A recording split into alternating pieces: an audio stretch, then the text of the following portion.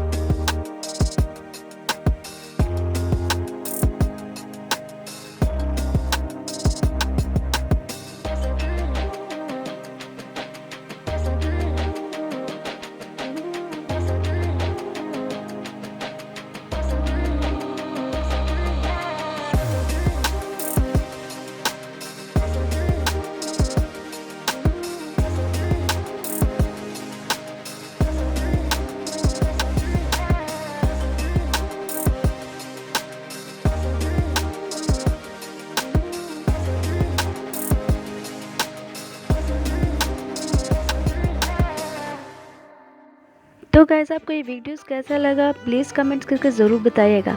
और अगर आपने मेरे चैनल को अब तक सब्सक्राइब नहीं किया है तो प्लीज़ सब्सक्राइब कर दे जाकर। साथ ही बेल आइकन भी प्रेस कर दे और ऑल पे क्लिक कर दे ताकि मेरे आने वाले वीडियोस के नोटिफिकेशंस आपको मिलते रहें। तो गाइस, मिलते हैं नेक्स्ट वीडियो में, तब तक के लिए सी यू।